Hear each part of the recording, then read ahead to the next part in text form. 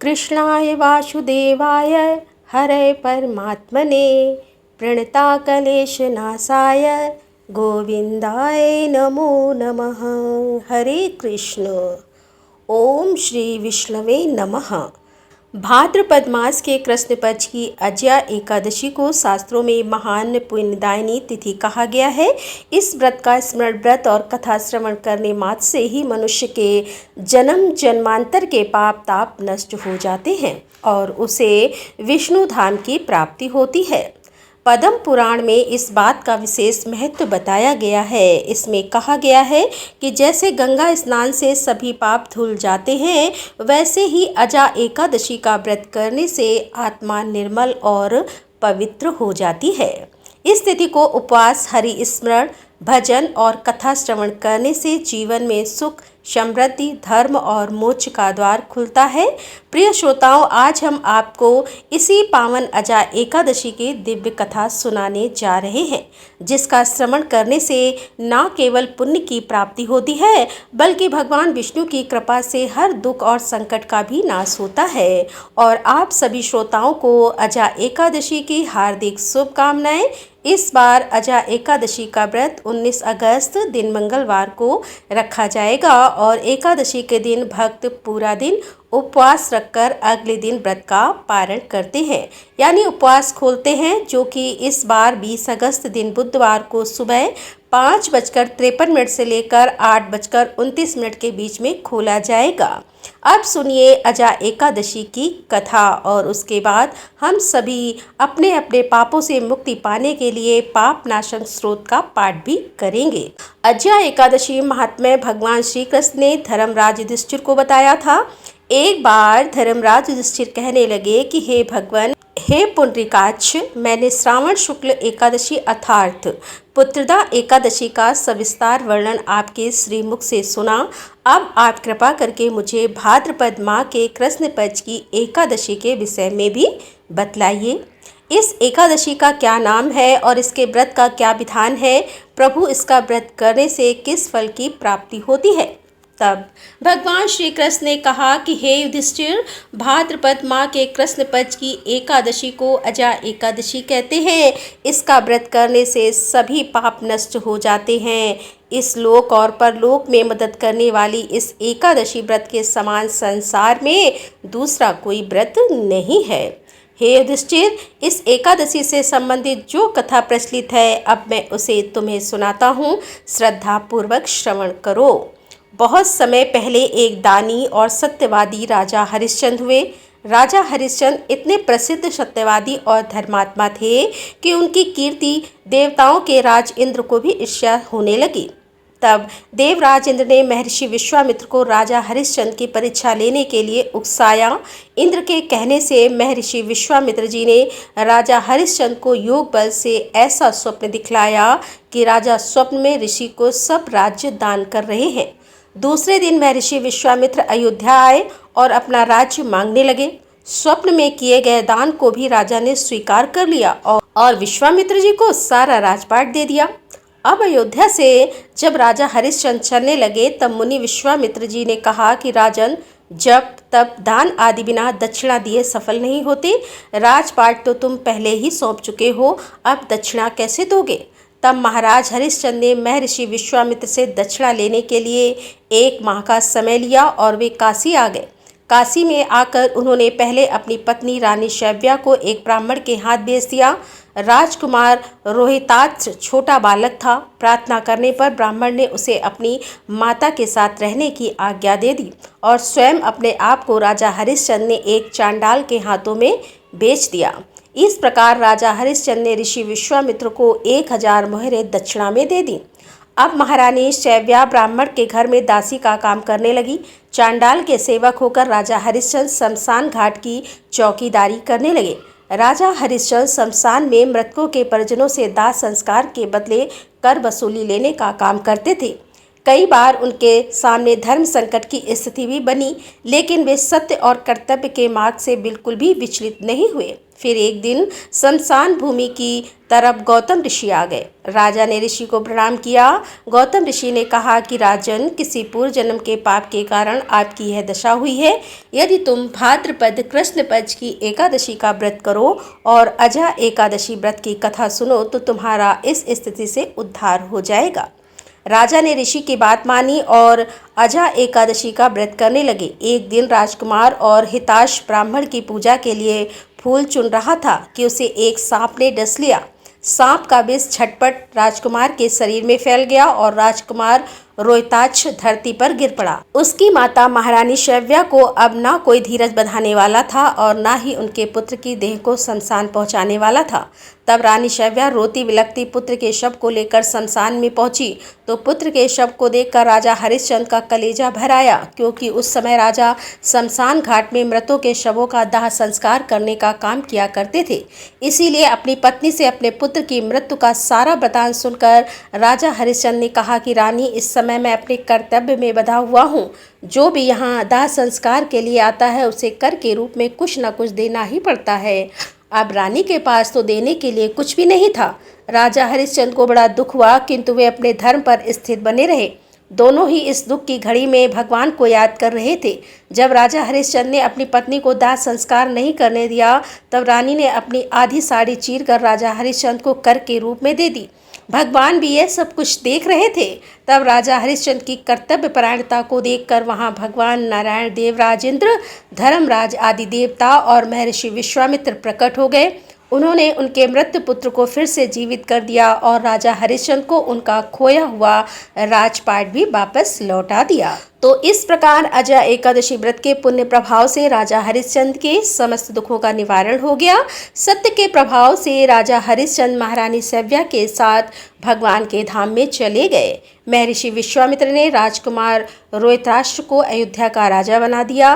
भगवान श्री कृष्ण कहते हैं कि हे राजन, यह सब अजा एकादशी के प्रभाव से ही हुआ। इसीलिए जो मनुष्य यत्न के साथ विधि पूर्वक इस व्रत को करते हुए रात्रि जागरण करते हैं उनके समस्त पाप नष्ट होकर अंत में स्वर्ग लोक को प्राप्त होते हैं।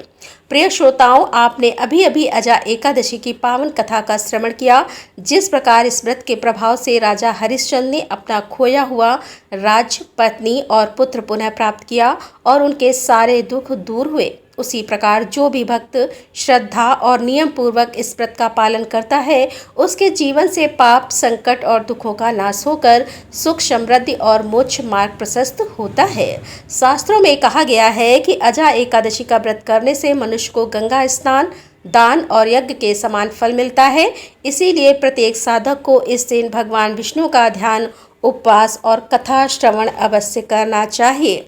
अंत में हम यही प्रार्थना करते हैं कि भगवान श्री हरि विष्णु की कृपा से आपके जीवन में भक्ति, शांति, ऐश्वर्य और कल्याण का वास हो।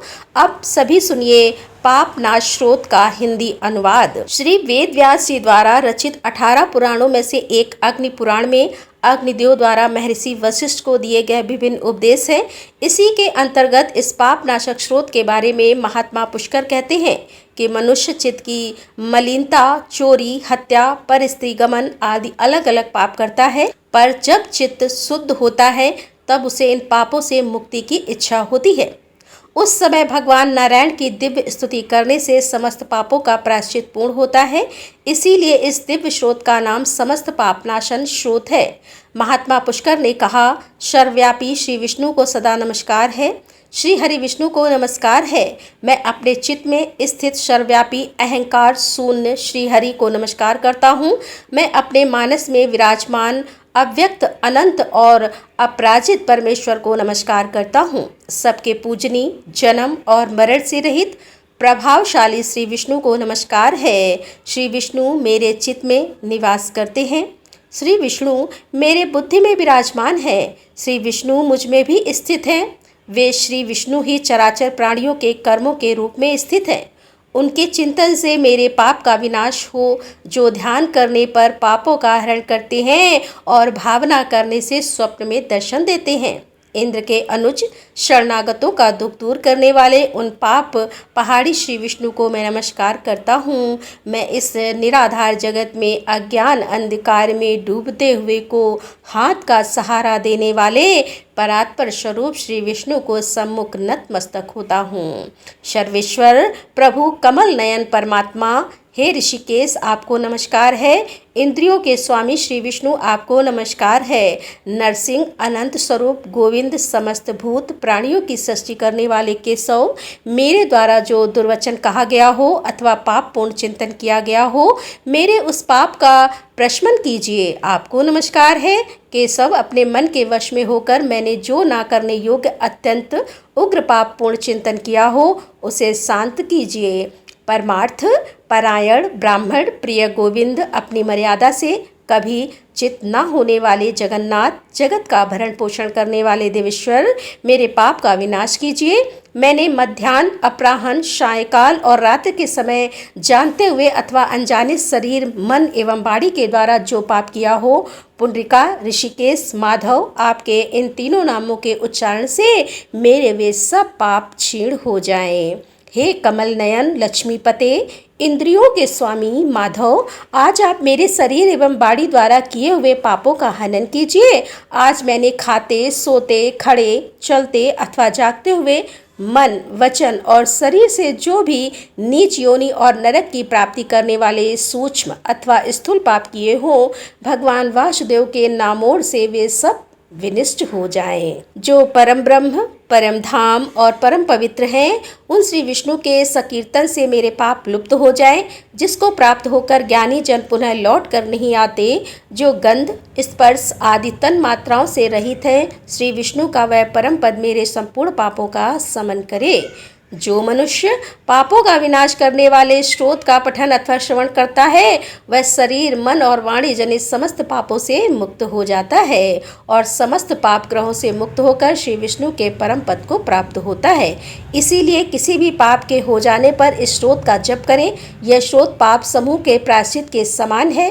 कृच्छ आदि व्रत करने वाले के लिए भी यह श्रेष्ठ है। श्रोत जप और व्रत रूप प्रायश्चित से संपूर्ण पाप नष्ट हो जाते हैं। इसीलिए भोग और मोक्ष की सिद्धि के लिए इनका अनुष्ठान करना चाहिए। यह था पापनाशन श्रोत का हिंदी अनुवाद। अब सुनिए एकादशी व्रत को पूर्ण करने वाली तुलसी माता की कथा। एक बार एक बूढ़ी माई थी जो नियमित 11 माता का यानी एकादशी का उपवास रखा करती थी और तुलसी के पौधे की सेवा किया करती थी। तुलसी के पौधे को सींचा करती थी। वे सुबह को बिना तुलसी के पौधे की पूजा किए बिना अन्न जल तक ग्रहण नहीं करती थी। जब भी वह बूढ़ी माई तुलसी के पौधे को सींचती तो तुलसी माता से कहती कि तुलसी माता सत की दाता, मैं तेरा बिरवा सींचती, मुझे बहू दे, पीले रंग की धोती दे, मीठा ग्रास दे, बैकुंठ में वास दे, अच्छी मौत दे, चंदन का काट दे, अच्छा राज दे, खाने को दाल भात दे और 11 के दिन कृष्ण का कांधा दे। बूढ़ी माई की यह बात सुनकर तुलसी माता सूखने लगी। तुलसी माता को इस प्रकार सूखता देखकर एक दिन भगवान कृष्ण ने पूछा कि हे तुलसी, तुम दिन प्रतिदिन क्यों सूखती जा रही हो? तब तुलसी माता ने कहा कि बस मेरे मन की मत पूछो प्रभु। भगवान कहने लगे, मैं नहीं पूछूंगा तो कौन पूछेगा? तब तुलसी माता कहती है कि हे प्रभु, एक बूढ़ी माई आती है और अपनी बात कहकर चली जाती है। मैं उनकी सारी बातें तो पूरी कर दूंगी, लेकिन कृष्ण का कांधा कहाँ से लाऊंगी? तब भगवान श्री कृष्ण बोले कि वह बूढ़ी माई मरेगी तो मैं अपने आप ही कांधा देने आ जाऊंगा। तुम बूढ़ी माई से यह बात कह देना। और इसके बाद कुछ समय बाद वह बूढ़ी माई मर गई। बूढ़ी माई के मरने पर सारा गांव इकट्ठा हो गया और उनका अंतिम समय आने पर जब उन्हें उठाने लगे तब तो वह बहुत भारी हो गई, जिससे वो किसी से उठाए ना उठ सकी। सभी कहने लगे, यह तो बहुत धर्मात्मा थी, बहुत संस्कारी थी, खूब पूजा पाठ करती थी, कोई पाप तक इन्होंने नहीं किया, फिर यह इतनी भारी कैसे हो गई? तभी बूढ़े ब्राह्मण के भेष में वहाँ भगवान श्री कृष्ण आए और कहने लगे कि भीड़ कैसी है?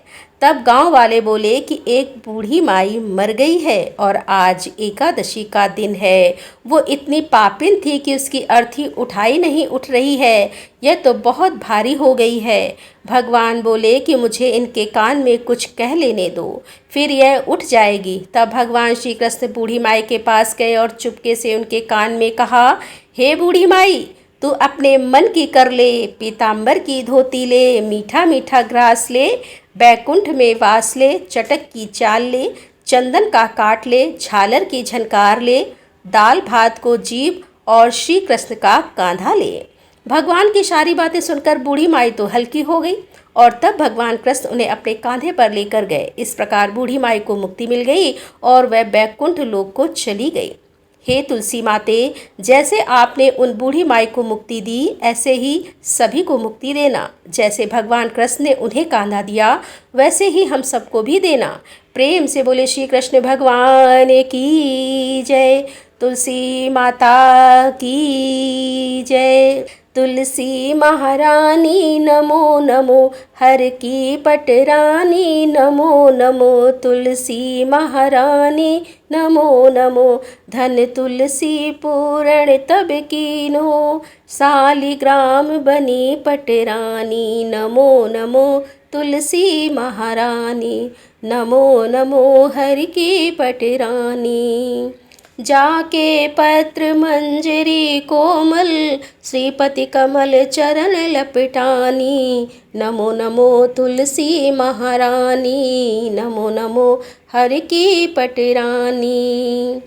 कौन महीने बोई रानी, तुलसी कौन महीने हुई हरियाली नमो नमो। तुलसी महारानी नमो नमो, हर की पटरानी। कौन महीने हुई तेरी पूजा, कौन महीने हुई पटरानी नमो नमो। तुलसी महारानी नमो नमो, तुलसी महारानी। आषाढ़ मास में बोई रानी, तुलसी सावन महीने हुई हरियाली नमो नमो। तुलसी महारानी नमो नमो, हर की पटरानी। कार्तिक मास में हुई तेरी पूजा, मंगसिर मास हुई पटरानी नमो नमो। तुलसी महारानी नमो नमो, हर की पटरानी। धूप दीप नैवेद आरती, पुष्पन की वर्षा बरसानी नमो नमो। तुलसी महारानी नमो नमो, हर की पटरानी। 56 भोग 36 व्यंजन, बिन तुलसी हरे के न मानी नमो नमो। तुलसी महारानी नमो नमो, हर की पटरानी। जो तुलसी को सवेरे गाए, श्री कृष्ण के दर्शन पाए नमो नमो। तुलसी महारानी नमो नमो, हर की पटरानी। जो तुलसी को दोपहर गाए, खीर खांड का भोग लगाए नमो नमो। तुलसी महारानी नमो नमो, हर की पटरानी। जो तुलसी को सांझ को गाए, श्री कृष्ण की आरती उतारे नमो नमो। तुलसी महारानी नमो नमो, हर की पटरानी नमो नमो, हर की पटरानी। जो तुलसी को रात को गाए, श्री कृष्ण के चरण दबाए नमो नमो। तुलसी महारानी नमो नमो, हर की पटरानी। सब सखी मैया तेरे यश गावे, भक्ति दान दीजे महारानी नमो नमो। तुलसी महारानी नमो नमो, हर की पटरानी नमो नमो, हर की पटरानी। बोल तुलसी मैया की जय, बोल बाके बिहारी लाल की जय।